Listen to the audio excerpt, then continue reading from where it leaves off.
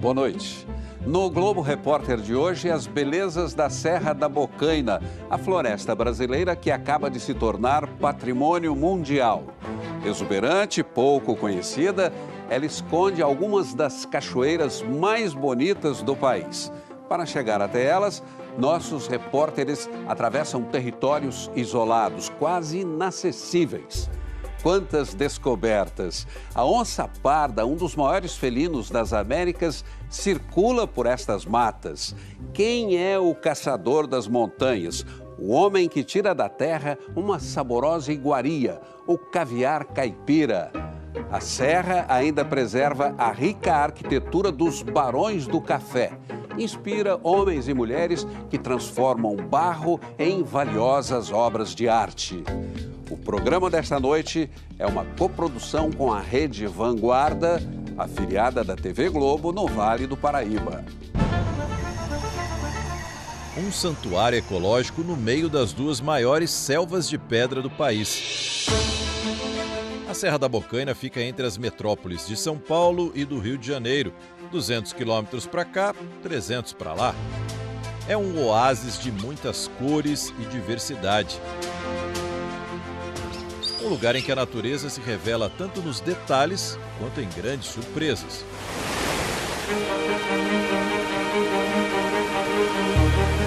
E esse ecossistema com florestas, cachoeiras, cavernas, praia e mar acaba de se tornar um patrimônio mundial.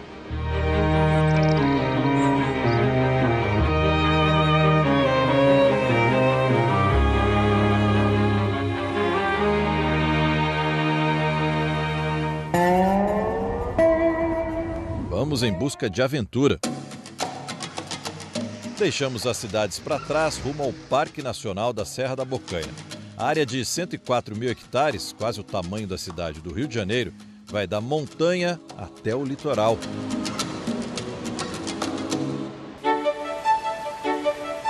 Além da diversidade de fauna e flora, o parque é o berço de águas cristalinas. Aqui nasce o Rio Paraíba do Sul, que abastece mais de 14 milhões de pessoas em 3 estados do Sudeste: São Paulo, Rio de Janeiro e Minas Gerais. Mas graças ao relevo extremo e à Mata Atlântica protegida, os calmos rios se transformam em quedas poderosas.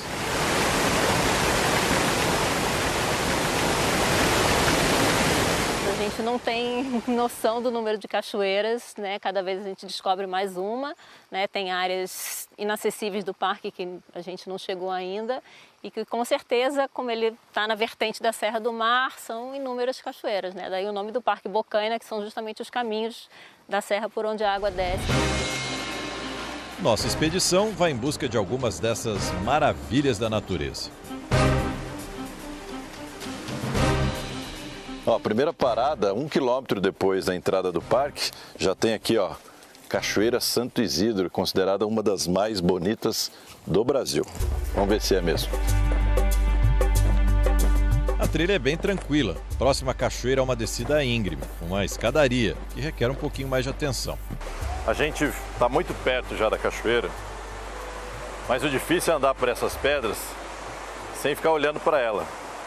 Porque o legal é você chegar bem de frente para a queda d'água e poder admirar isso tudo.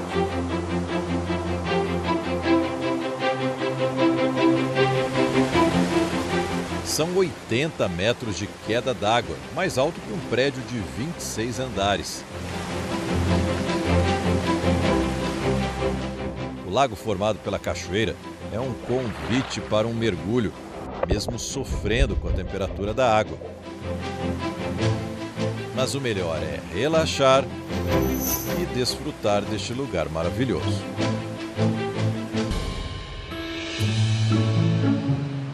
Foi essa energia da natureza que trouxe o casal carioca para cá. Você falou que conhece muitos parques, né? Muitos parques. Pelo que você viu até agora, o que você está achando? Sensacional, lindo. Cachoeira, acabamos de vir agora. É linda a Cachoeira Isidro. Hora de encher a garrafinha de água para encarar o que vem pela frente. Serão 2 dias para cruzar a serra e chegar em outra cachoeira que fica no meio do parque e dizem que é ainda mais bonito. Fazemos parte da viagem de carro. Mesmo assim, o caminho não é tranquilo. Alguns trechos lembram um rally. Tem lama, muitos buracos e outros obstáculos. A gente tem que fazer uma travessia de um rio, o rio Mambucaba, que é um rio que nasce ainda no estado de São Paulo e só vai desembocar no litoral do Rio de Janeiro. E aqui não tem ponte, não tem opção, não tem atalho, tem que passar por dentro do rio mesmo. Acho que a gente conseguiu, né? Depois de quase 4 horas sacudindo dentro do carro, chegamos ao primeiro ponto de parada.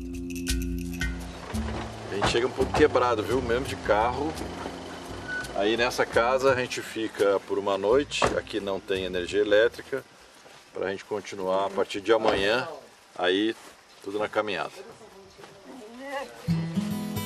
Oi, não, oi. Dona Palmira nasceu aqui muito antes da criação do parque, que é de 1971. Eu sou velha aqui. É nada. Então a senhora está há 50 anos nessa casa? É, a filha minha vai fazer 51 já. E criou os filhos todos aqui? Tudo aqui. Quando a noite chega, é hora de acender o candeeiro para afastar a escuridão. É com essa luz suave que ela prepara o jantar para os visitantes do parque que se hospedam na casa dela. Essa é a fonte de renda da Dona Palmira e do filho. Vem muito gringo aqui, né? Vem muito estrangeiro aqui, né? Vem. E aí como que a senhora fala com eles? O que a senhora já aprendeu? Não, tem o guia dele, mas a gente entende, mas eles dão sinal, né? Ah, a é? gente entende. Quando eles querem água ou quer tomar banho, eles já mostram, né? Dá o sinal. E a senhora arrisca falar alguma coisinha? O que a senhora já aprendeu ali? Um bolo? Não, é só isso que eu aprendi. É coffee, é milk. E consegue se entender bem com eles? É beer. É... Beer, cerveja. Essa a senhora aprendeu, né? Beer. E a senhora gosta de receber gente aqui? Eu gosto. É bom, né? Porque a gente mora sozinho. É longe, né? Aí, quando tem gente que eu tô animada. Ela se diverte e quem passa por aqui come muito bem. Tudo quietinho.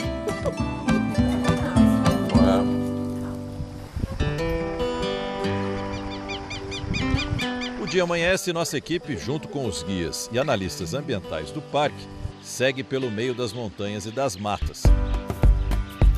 Desta vez, vamos a pé, numa longa caminhada. Mas surgem pedras no caminho. Primeiro o ouro, depois o café. Por caminhos como esse, que foram calçados com pedras por escravos, passavam os produtos brasileiros que eram escoados para o litoral do Rio de Janeiro e seguiam para Portugal. Tudo no lombo de mulas. E como eram toneladas de produtos, as tropas, como eram chamadas, se cruzavam por aqui a todo momento. Dá para imaginar que há 150, há 200 anos, o congestionamento para subir e descer a serra era de tropeiros com seus animais. A única forma de você distribuir a produção, fosse do café, fosse do tabaco, mesmo o ouro, a única forma de você transportar eram através dessas tropas de mulas, enfim. Então o volume era muito maior, eram pessoas ricas os tropeiros, eram como transportadoras naquele período.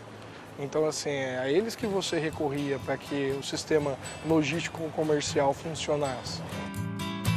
Naquele tempo, o fluxo de mulas era tão grande por aqui que fez surgir uma profissão, essa sim, difícil de imaginar. A de catador de ferraduras que caíam pelo caminho. Vamos deixar a história para trás e seguir em busca das cachoeiras mais bonitas do Parque da Bocaina. É o mesmo objetivo desta turma de franceses. Eles vieram conhecer o parque e estão encantados com o passeio.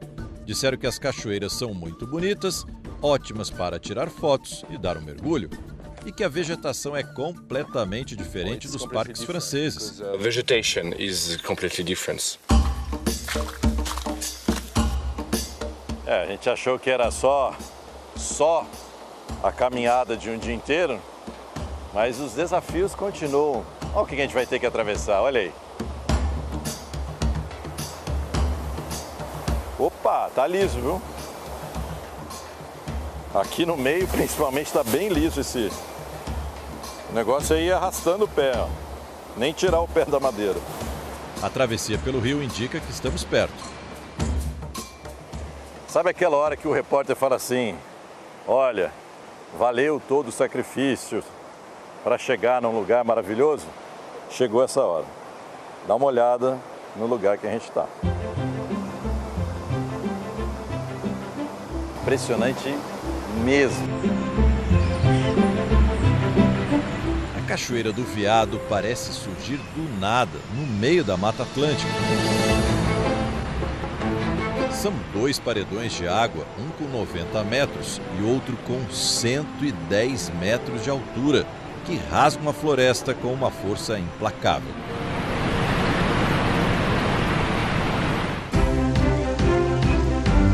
As gotículas e o vapor de água deixam o lugar com uma aura ainda mais especial. Vale parar por um tempo para admirar tanta beleza.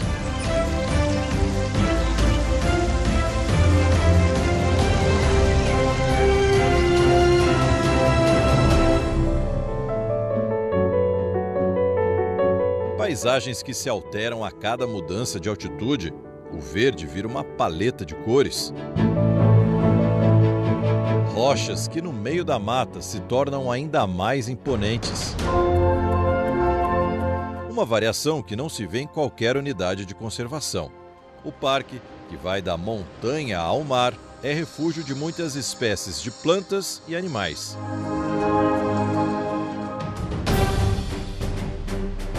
Estamos no litoral.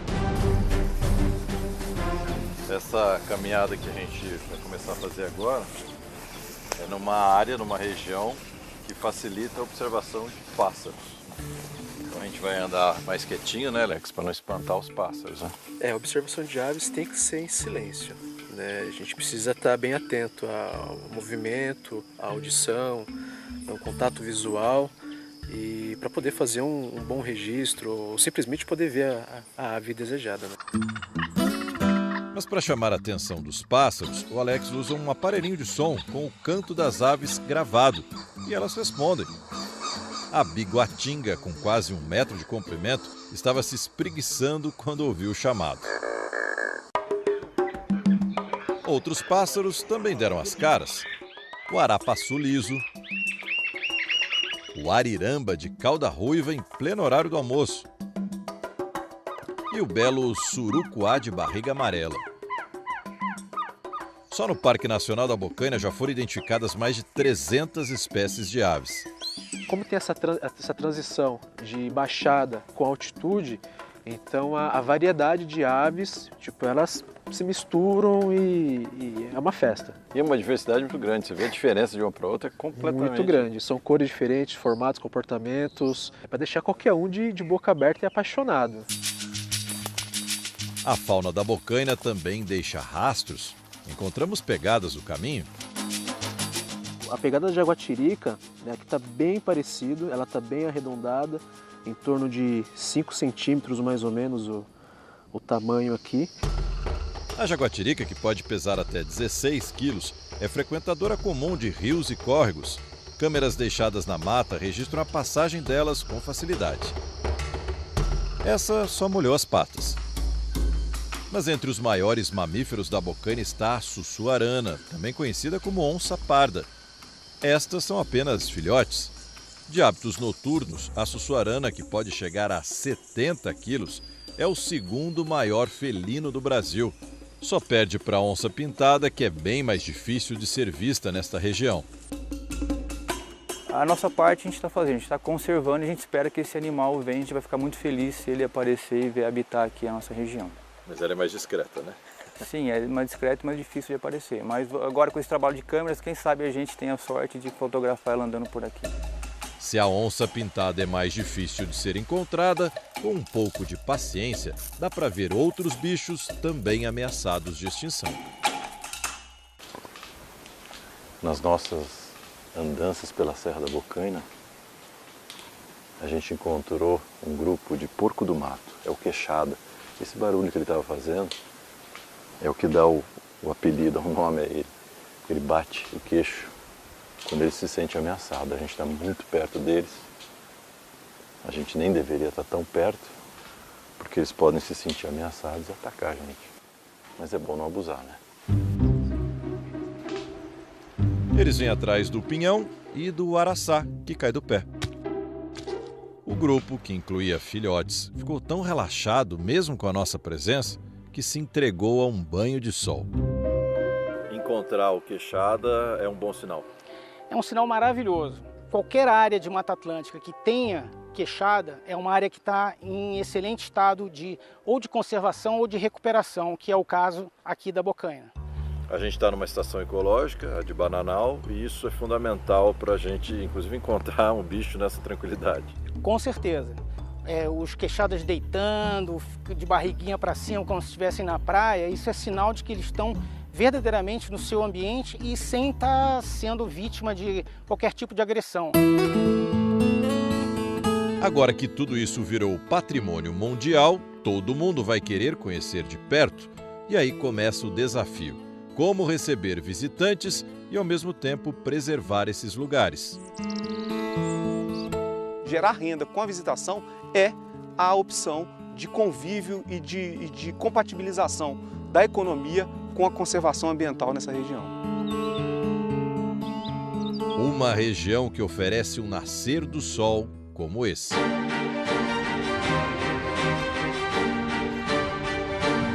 A Pedra da Macela é um dos locais mais visitados do Parque Nacional da Serra da Bocaina. O acesso é um pouco mais fácil. Difícil é querer sair dali.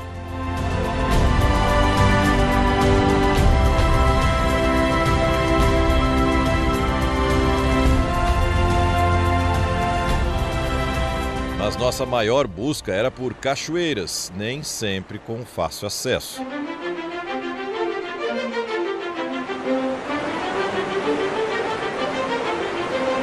Cada lugar que a gente chega da Bocaina, não tem como não se impressionar, soltar um uau, um Nossa Senhora.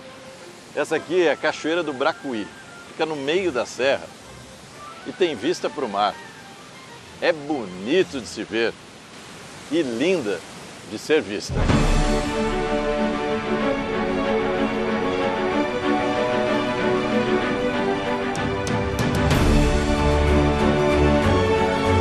A gente se torna insignificante no meio de tanta grandiosidade.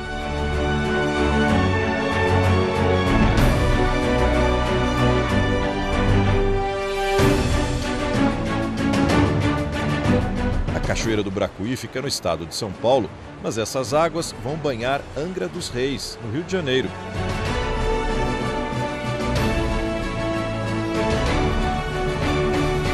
Um cenário natural que mais parece ter saído da tela de um grande artista.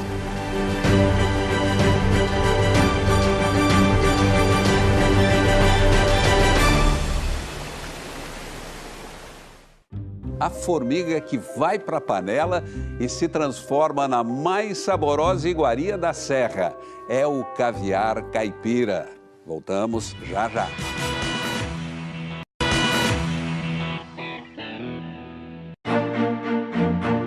As fazendas que ainda existem aos pés da Serra da Bocaina guardam um pouco da história de uma época de muita riqueza. É hora de visitar esse passado. Aqui viviam os grandes barões do café do século XIX. A fortuna acumulada por eles foi tanta que durante o Império eles se tornaram avalistas de empréstimos do Brasil com a Inglaterra. E criaram uma moeda própria, que deveria ser usada para quem quisesse comprar ou vender produtos por aqui. Hoje as fazendas preservadas viraram atrações turísticas e cenários de novela. Paixão, cavalo do Dr. Rodolfo. Sim, senhor. Vamos ver como você vai se comportar com seu novo dono, moleque. Senhor Barão, até mais. Qual que é a importância de uma fazenda como essa ainda estar preservada, ainda ter pinturas originais? Qual que é o valor disso aqui? O valor cultural é muito grande dessa casa aqui. Primeiro, por causa dos turistas que vêm para conhecer a arquitetura, né? Toda essa parte glamurosa de poder financeiro, né? E também é o resgate da nossa história, né? mostra a importância de Bananal no século passado. Este casarão com 14 quartos, 9 salas e 12 banheiros pertenceu ao excêntrico e poderoso fazendeiro Manuel de Aguiar Valim. Além dos móveis e de outros objetos, a decoração interna conta com pinturas nas paredes, feitas por um artista espanhol. Você vai ver que cada ambiente tem um afresco diferente, né? No hall de entrada, os produtos de subsistência. Nesse salão de festas aqui, a gente tem a fauna e a flora estampado nas paredes. Na sala de jantar, não bastavam as enormes janelas de onde era possível ver as plantações de café, elas também estavam na parede. O salão de festas tem os 7 pecados capitais no teto, demonstrando que ali as festas iam muito além do comportamento conservador da época. Em cada ambiente, uma história e por toda a fazenda, muitas lendas, aquelas que não têm comprovação histórica. Esta porta, por exemplo, é falsa. Diz a lenda que o capataz da fazenda teria se engraçado com a filha do fazendeiro. A punição foi emparedado vivo dentro da casa, justamente em uma das paredes da capela. A capela fica dentro do casarão. É o tamanho de muita igreja que a gente encontra pelo Brasil inteiro. E tirando as imagens, todo o restante, a estrutura do altar, pintura, é tudo original. Mas toda essa riqueza não foi graças apenas ao lucro com o café. O café era um elemento, a riqueza também estava pautada no tráfico de escravos. O café dava muito dinheiro? Dava. Todo mundo que plantou café no século XIX ganhou dinheiro, em larga proporção, enfim. Mas o tráfico proporcionou, sem dúvida nenhuma, uma riqueza mais austera. Negros arrancados de seus países na África chegavam aqui acorrentados. Faziam todo o trabalho, enquanto os senhores desfrutavam de suas fortunas.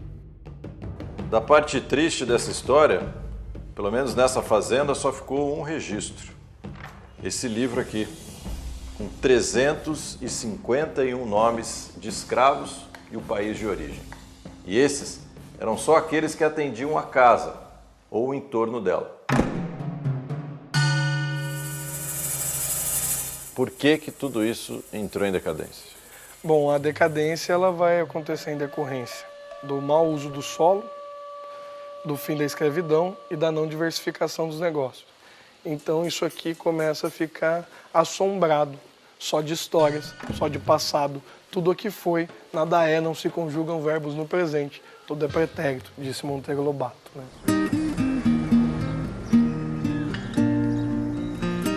Essas palavras do escritor Monteiro Lobato foram publicadas há exatamente 100 anos. Ele trabalhou aqui como promotor de justiça no antigo fórum da pequena cidade de Areias. Hoje tem menos de 4.000 habitantes. No auge do ciclo do café, chegou a ter 6 vezes mais, quase 30.000 moradores. Quando ele viveu aqui, ele descreveu esta região, que fica aos pés da Serra da Bocaina, como cidades mortas. Apesar de um ritmo diferente, elas continuam sobrevivendo.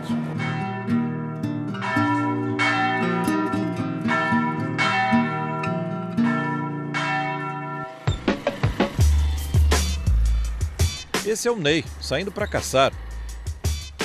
Busca daqui, procura dali, olhos atentos para encontrar a presa que está escondida debaixo da terra. É de lá que vêm essas formigas, muitas formigas. Mas o que o Ney busca são essas aí, maiores. A içá fêmea ou tanajura é uma iguaria para os moradores da Bocaina. Tradição que vem dos índios, que já se alimentavam dessas formigas. Petisco, não tira gosto. Tem gente que chega a comer até com comida, misturando comida e come. O que impressiona, além do tamanho do formigueiro, é a organização delas. Foram as formigas que fizeram esse primeiro corte aqui. O mato estava alto há alguns dias. Inclusive, é o primeiro sinal que elas estão saindo. Mas também é preciso conhecer outros hábitos desse inseto. Eles só deixam o formigueiro entre os meses de outubro e novembro. E segundo o conhecimento popular, em época de lua cheia e depois de um dia chuvoso. O que é preciso para ser um bom caçador de içá? Primeiro, ele não pode ter medo da formiga, né? Ele não pode ter medo da formiga, ele tem que entrar e encarar a formiga e pegar, ser rápido, ter a coluna boa, né? Senão, de tarde, a coluna não está aguentando mais ainda. Mas dá para dizer que você é um fominha, né? Porque a gente estava tentando fazer entrevista com você e você não parava de pegar içá. Bom, mas é que eu vim para pegar o içá, né? E vocês vieram para filmar, cada um veio para fazer uma parte. Eu vim para pegar o içá. O Ney é mesmo um bom caçador de içá. Enche baldes e baldes para levar para casa. Mas não é todo dia que leva vantagem sobre a caça. Nossa, mãe! Guloso morre de fome mesmo.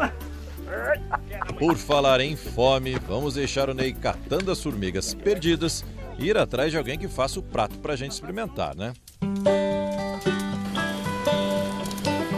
Entre os moradores da Bocaina, cada um tem um jeito, uma receita para fazer içá. Mas a mais comum, aquela que quase todo mundo sabe, é a farofa de içá, feita no fogão a lenha. A formiga limpa, sem cabeça, pernas e asas, vai ganhar a companhia de outros ingredientes: banha de porco e alho. O que vai para a panela é a barriga dela, que aqui a gente chama de bundinha. Dentro são as ovinhas dela. Não é por acaso que o escritor Monteiro Lobato chamou o içá de caviar caipira.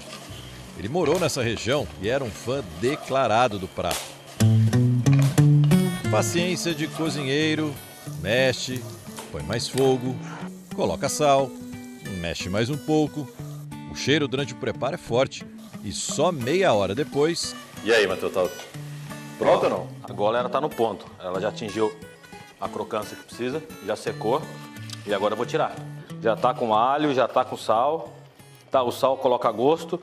Normalmente ela tem que ser um pouquinho mais de sal para ela pegar um temperinho legal, tá? Entrar com a farinha para fazer a farofa.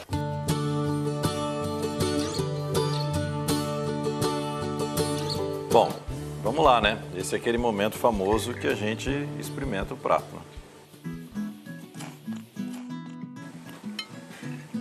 É bem crocante pelo lado de fora e dentro é como se fosse uma castanha. Uma castanha bem levezinha. Bom, muito bom. O Matheus está me dando uma dica aqui, ó. Que é colocar a farofinha no meio dessa folhinha a hora pro nobis. Faz uma trouxinha assim, é isso? Isso. E come tudo junto. Tudo junto. Fica bom também. Ela deixa mais úmido no paladar, isso, né? Ela molhadinho. Combina isso, combina bem com a farofa. Ela quebra essa parte da farinha. Que é mais seca. Fica isso. Ela casa certinho e o sabor também fica muito gostoso. Quem também experimentou a içá foi essa turista americana, filha de russos, que estava visitando a região e aprovou o prato exótico. E aí? Fazer assim. I love it. A cidade da cerâmica. A serra inspira uma arte extraída da terra. Você vai descobrir por que o barro, a argila da Serra da Bocaina é especial. Não saia daí, voltamos já já.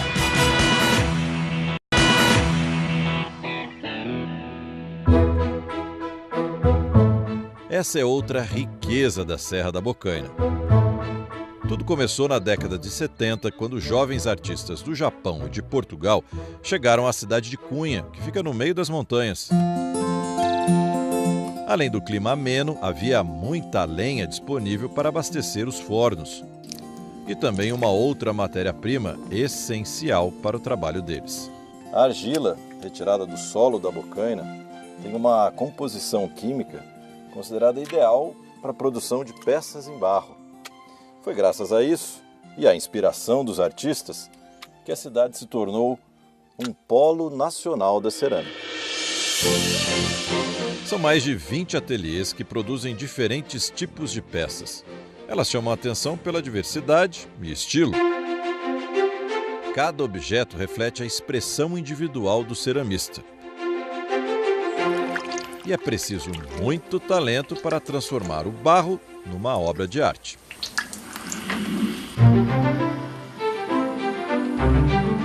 Nas mãos habilidosas, a argila vai sendo moldada até ganhar forma. Mas para virar cerâmica, a peça crua ainda tem um longo caminho. O primeiro é a queima em fornos como este. Existe um princípio da física que diz que o ar quente sobe. Os orientais já sabiam disso há mais de 2000 anos, por isso a ideia de um forno como esse. E essa explicação está no nome do forno. Noborigama. Noborigama, noboro em japonês é o verbo subir e kama, fogo. Então, forno construído na subida. É o forno que utiliza o calor de baixo, que está sendo gerado para queimar as peças lá embaixo. Ele vai pré-aquecendo as câmaras seguintes mais para cima. Então você não gasta tanta energia para aquecer do zero, né? Gyutaro é nascido no Japão, filho de um brasileiro com uma japonesa. Saiu da Bocaina para ser geógrafo, mas voltou para cuidar do ateliê da família, que tem mais de 30 anos. O fogo que ele acendeu vai precisar ser mantido por mais de 20 horas, até que as 4 câmaras do forno Noborigama atinjam 800 graus de temperatura. Ele passa a noite assim, mantendo a chama acesa. A gente sempre tem muito respeito com relação ao fogo. A gente mexe com barro, com a terra, com a água, com o fogo. Então são os elementos que ditam muito do nosso trabalho. Antes de abrir os fornos, é preciso esperar 3 dias para esfriar. Mesmo com quase 3 dias para esfriar, tá bem quentinho aqui dentro, viu? Afinal, o forno chegou a 800 graus centígrados, bem diferente dos 17, 18 que está fazendo aqui fora. O pessoal está tirando as peças, vamos ver como ficou a nossa, aquela que a gente está acompanhando desde a modelagem. Vamos ver. Olha ela aqui, ó. Bem diferente, né? Já está bem mais firme, já tem uma porosidade, está prontinha para ir para a pintura agora. Primeiro, um banho de esmalte. Só assim a peça seca pode receber a pintura. É quando entra o trabalho da mãe do Gil. Kimiko Suenaga aprendeu essa técnica com grandes mestres no Japão. Mesmo há quase 40 anos no Brasil, fala pouco português. Prefere se comunicar pelos traços florais, que marcam as peças com precisão oriental.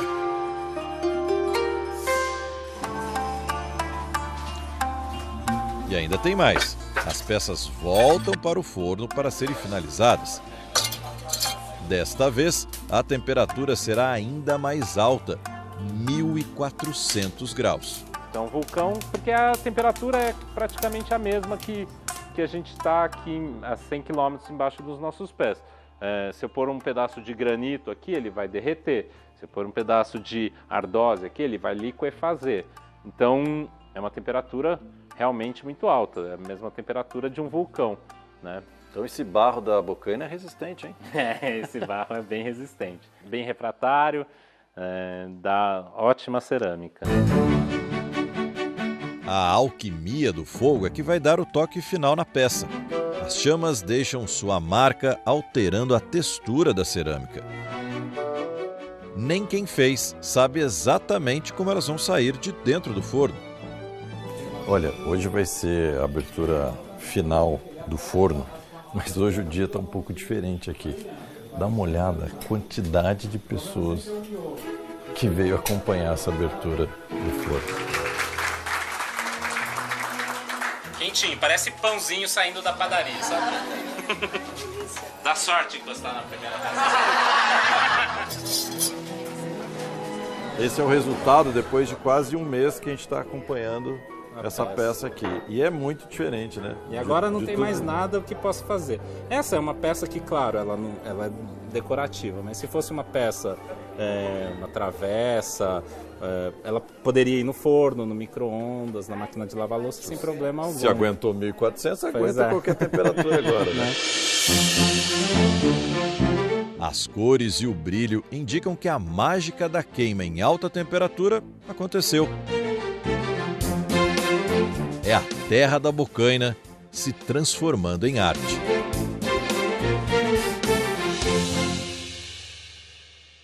mistérios subterrâneos.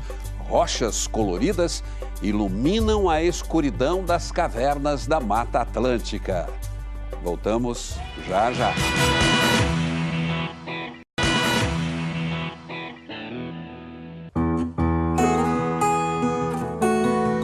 A Serra da Bocaina esconde outras belezas que não estão ao alcance dos nossos olhos.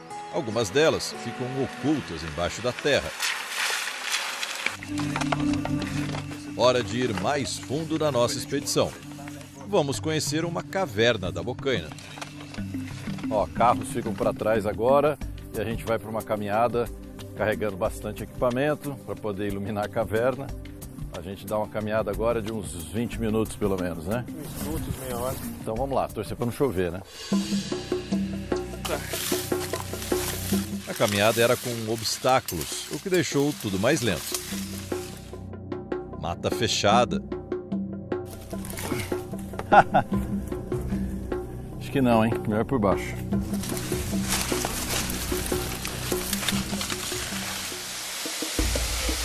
E rios para atravessar.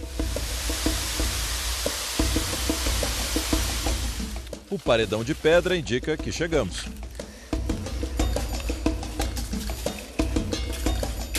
Essa é a entrada da Gruta da Onça, a gente finalmente chegou.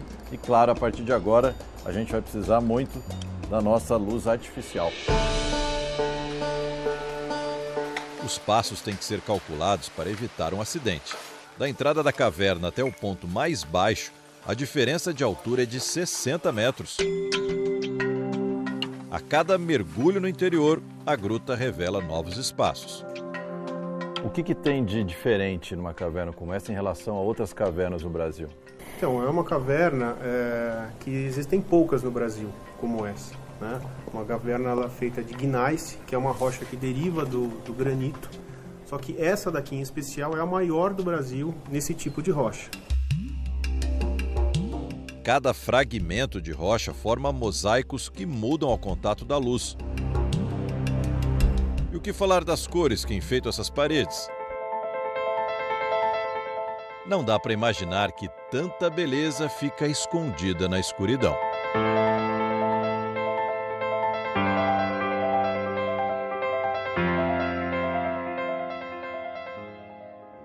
E você fica agora com Máquina Mortífera, a série. Um bom fim de semana e até a próxima sexta.